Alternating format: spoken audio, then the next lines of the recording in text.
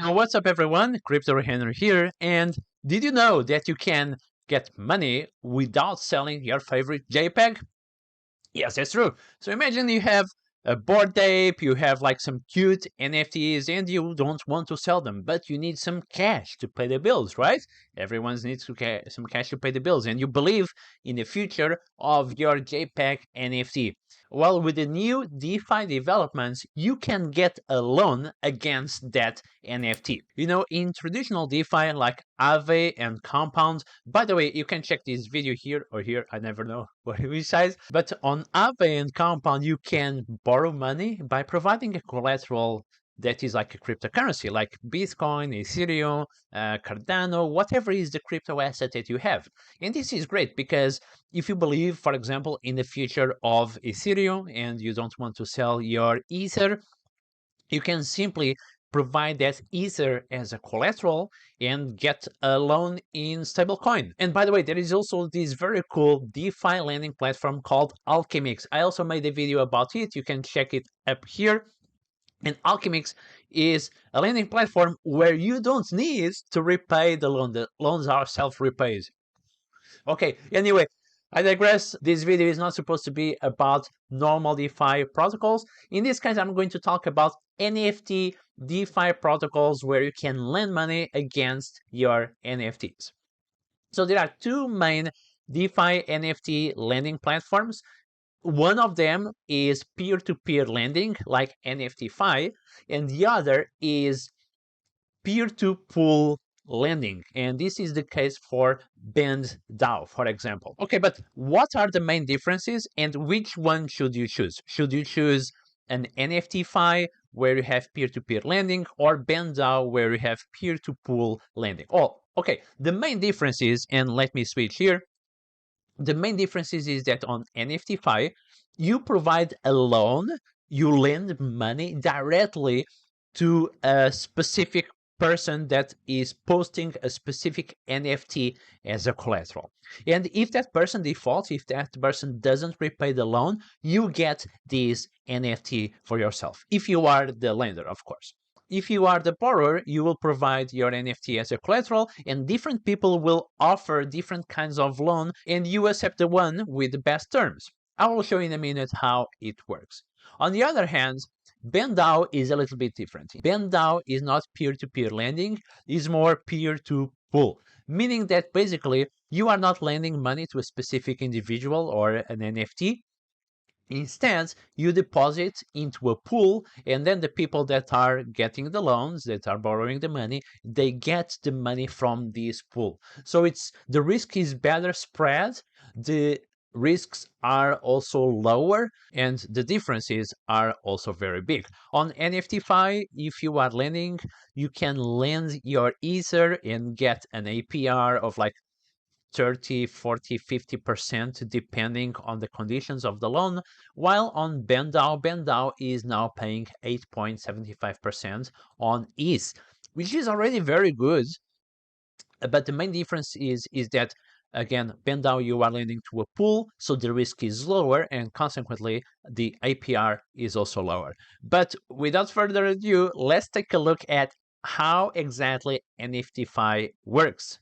NFTfi will allow you to post an NFT that you own as a collateral, and you can borrow money against that NFT, or you can offer a loan to people that are looking for a loan, and they are offering their NFTs as a collateral. So let's start with the borrow side. Let's take a quick look. So I click here, borrow. I'm already connected with my MetaMask wallet. This is the wallet where I have some of my NFTs, and you will be able to see these NFTs here. Now, not all NFT collections are approved by NFTfi, so you have here a list of the NFT collections that are approved, so you need to check if your NFT that you want to post as a collateral is approved. But one of those NFTs that are approved are ENS, Ethereum Name Services. So I can actually, if I want to get a loan against my ENS domain, I could do it. And this is basically the same that you will do for a profile pic, NFT artwork, and things like that. So here you can list as a collateral, and you can specify a loan agreement, what kind of loan you are looking for, or you can select like any currency, any amount. In this case, let's say I want to get wrapped ETH loan, and I want to get 1 ETH. The duration of this loan, I want it to be 90 days, let's say. And the APR, the rate that I'm willing to pay, is only 25%. Now, this is not going to happen because no one would want to offer a loan for this domain, because this is just my surname. Nobody cares about my surname. But now I could basically list this NFT as a collateral, provide the connect my MetaMask, sign this, and basically I'll post this ENS domain, which is an NFT, as a collateral, and people could offer a loan. I will show you in a second how to offer a loan. But now I'm not going to go ahead with this because I really don't want to get the loan, and I'll just be wasting the gas fees. So this would be how to borrow against your NFT. Now let's take a look at how to lend, and I think big part of the fun is on this side. Here in the collateral tab, you have all the NFTs that people listed, and they are trying to get a loan against those NFTs. In this tab, you will see the loans that you have provided so far, and in the offers tab, you have the offers that you, the loans that you are trying to offer. But the offers need to be accepted first in order to work. But let's take a look at how this would play. So we see here that the latest NFT posted here is this mutant ape. And by the way, you can also click and see the card view. Maybe this is a bit more easier to check. And I can open here this mutant ape, and I can see that the person that is trying to get a loan, the person is looking for 14 wrapped ETH over 30 days in any APR. And you scroll down over here and you see the offers that people are trying to offer. Of course, people offer less ETH because of the mutant ape floor price, and you have here different APRs. Why do you have such different APRs, right? You have here people offering 15%, 3%, 108%. Well, people that are offering less, they are actually just expecting eventually this NFT owner to accept that offer, default on the loan, so the person doesn't repay the loan, and you get the NFT. Basically, how NFTfi works is that if the person doesn't repay the loan, then you get the NFT. The NFT is your collateral. So how I would go and check how much I should offer for this is I'll check the NFT floor price, the previous price. You can actually click here, view on OpenSea. You can see here the history of this NFT, and you can check also the collection, and you will see that the floor price is 15. So if you make an offer, you should always offer less than whatever is the floor price to guarantee that you have your money back. And also shorter durations will be less risky. Of course, if I put 7 or 14 days, it's less riskier than putting like 90 days, because in 90 days eventually the floor price may go below of whatever you have lent, and then you will be at a loss. But okay, now I could make an offer here. I'm not really going to do a series offer because I have only 0.52 wrapped ETH, but I could, okay, let's do this offer. I want to offer 0.4 wrapped ETH. Of course, he's not going to accept because there are way better offers down here, right? The set duration, I can put, let's say 30 days, and APR, whatever, I'm going to put like 50% APR. So I offer 0.4 wrapped ETH for 30 days and a 50% APR, meaning that at the end of the 30 days, the person will have to pay me back 0.416 ETH. And if the person doesn't pay this amount back, now I own the Bored Ape, and it was everything automated via smart contracts. So let's approve this, sign, and we have made our offer. Now the terms of our existing offer are here, as you can see here. And if we scroll down, you will also see my new offer down here. Probably we need to refresh the page. Let me refresh really quickly.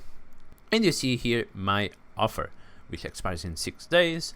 And of course, my offer is the worst among all, so probably not going to be accepted. But if it is accepted, it will be a really solid offer because the APR is amazing, 50% APR. This is annual APR, by the way. And the collateral is very solid collateral. The NFT owners that are looking for a loan may accept or not these offers, right? It's not mandatory to accept an offer. That's why when you are trying to lend, you can do multiple offers. As you can see here in the offers tab, I have made 10 different offers so far to different NFTs, Mutant Ape, Hash Masks, Cyber Brokers, Cool Pets, Goblin Town. I love Goblin Town, by the way, and a few other NFT collections, Beans, Lazy Alliance, Killer Bears, Quirkies, and I'm now just waiting to see if any of these NFT owners accept my offers. Okay, another piece of data that you might look at when you are lending is the information here related to the owner. So in this case, we know that this NFT owner previously got 4 other loans that were repaid and have 0 defaulted loans. And you have here the terms of this previous loan. So you could eventually lend to this person just for profit, right? Let's take a look at this Moonbirds NFT. If you scroll down, we have also that this person have repaid previously 11 loans and defaulted 0. You know, sometimes I actually like to lend money to people that have actually defaulted, because, and it might be the case that you are providing the loan not only for profit, but maybe you are actually interested in this NFT. So providing the loans to NFTs that you are actually interested in, it's always good because you might get this NFT in case, of course, the borrower defaults the loan, doesn't pay the loan. Let's take a look at this crypto dick buds.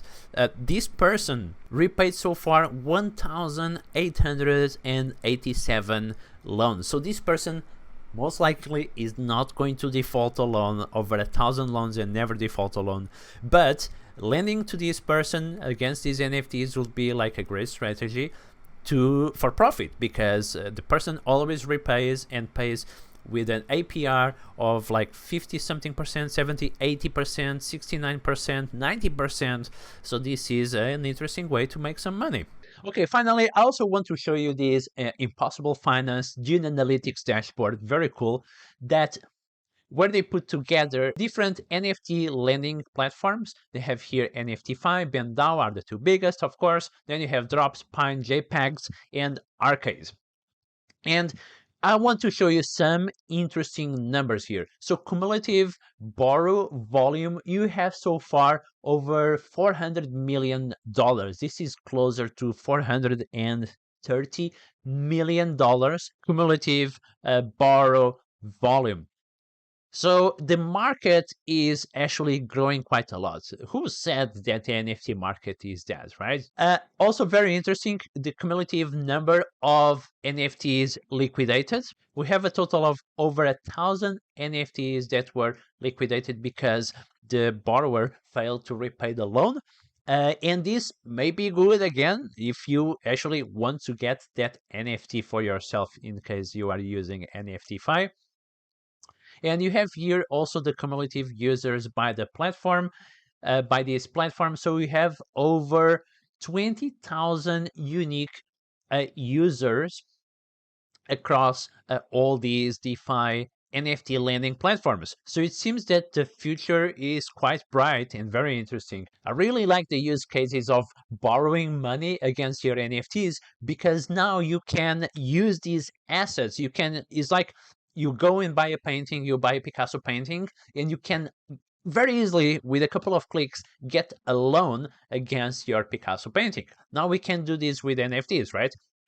Traditionally, you will have to own like a house or a car, and then you can get a loan against these assets. But now we are really spreading the DeFi love everywhere, and you can get a loan against your NFTs, against your crypto assets. I'm especially excited from the lender perspective using NFTfi, because it really gives you the possibility of eventually getting an NFT that you like at a discounted price, right?